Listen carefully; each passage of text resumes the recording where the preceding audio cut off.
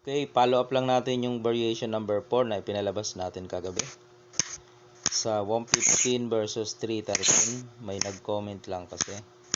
So, pa-follow up lang natin yung kanyang tanong. Dito tayo, dito ang itim. Nagpa-atras. Okay, pagpunta natin dito, sa variation number 4 natin pinakita, ay dito naman. Kaya ang tinira natin dito. Tapos, siniguro, no? Dito naman tayo. Yan. Ngayon, ang comment nung viewers, dapat daw hindi mali daw yung 160 ng itim. Wala namang problema mga boss. Kaya nga, sinabi natin na mag-comment kayo para ating magawa ng video. Kasi nung tumira ang itim dito, nagkaroon na ng tricks ang puti. Mga bossing, nagpakain dito. Kain tatlo, no? Hindi naman pwedeng dalawa, tatlo yan eh. Ayan, tapos sumabay. Pagkain niya, yun. Tumira dito. Ayan, ganyan. Balik lang natin kasi nandun yung comment niya. Ang comment niya dito, mali daw yung 116. Dapat daw 54. Wala namang problema eh. Ang dama naman talaga, pag tama ang sulong mo, may tabla, no? Okay, ito yung kanyang comment. Mali daw ito. Kaya nga tayo nagde-demo eh. I-comment mo lang kung anong sulong mo, di gagawa natin ng sagot. Itong comment niya, 54. Dito lang naman tira. Ano naman ang tira mo dyan? I-comment mo ulit. Saan ka titira riyan? Dito ka ba? O dito? Pag dito ka, ay titira sa iyo dyan ng black, ng puti, sasaluhin lang. Naka-real na naman siya. Pag dito ka sumulong, dito siya. Yan o. Pag pumasok ka dyan, ito ang gagawin sa'yo. Pakainan ka dito. Tapos dito siya. Nagpalugi siya pero yung sa'yo, puro pakain ang sunod mong tira. Sacrifice move, di ba? Nag-sacrifice move, Tapos tumira lang dito. Saan ka titira? Pag dito, makainan ka. Okay? Pag dito, kain pa rin. Dito, kain pa rin. Ito, kain. Kain ka naman. Kain, di ba? Matatalo ka doon, mga boss. Okay, balik lang natin. Paano kung dito naman? Kanina kasi ito eh. Dito naman. Di siguruhin naman dyan. Dito. Yan. May tira ka dito. May tira ka din dito.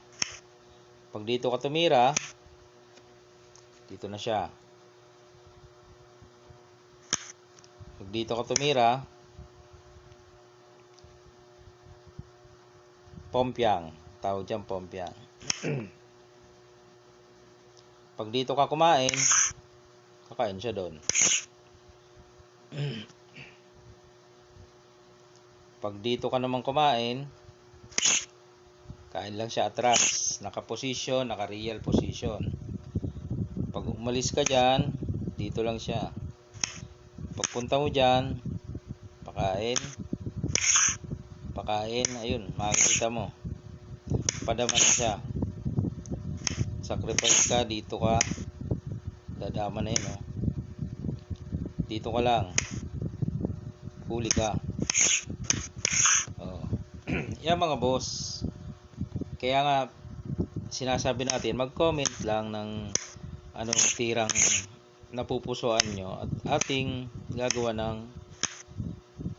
sagot ba. Hindi naman laging puro panalo yan. May tablahan yan syempre. Okay. Hindi ko lang alam kung ito yung comment mo. Sabi mo kasi ay dapat hindi nag 116. Dapat hindi itong tinira. Dapat ay 5-4. Yan. Ito naman ang sagot. Saan ka naman ngayon dyan? Dito? Or dito?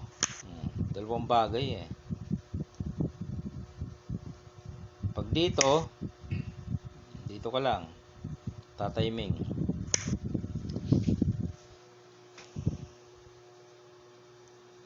Dito ka, halimbawa. Yan. Sasabay naman dito. Pagkain mo dyan, ayun kain dun. Dama.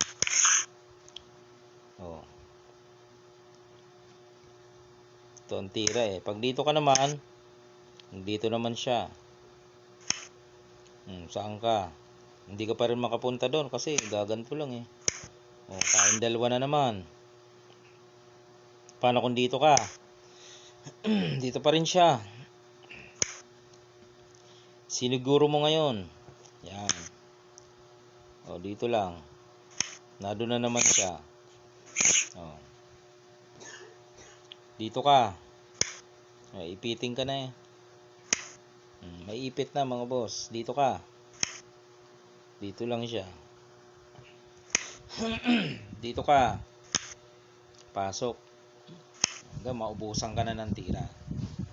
Yun yung mga boss. Kaya sinasabi natin, mag-comment kayo doon sa variation number 4. Gagawa natin ng sagot. Yan yung sagot ko sa iyo, boss.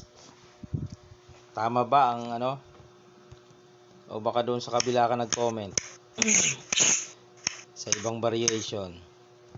Pag magko-comment ay picturean nyo na rin para makita natin kung saan tumira ng 116 o kung ano man.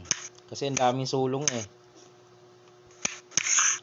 Picturean nyo na, screenshot nyo para makita natin saan ba ang tinutukoy mo. Ito yung tinutukoy niya o dito sa kabila. 116. Ito ba? Baka hindi ito tinutukoy niya. Baka ito 5-4 eh. Sabi niya 5-4 eh.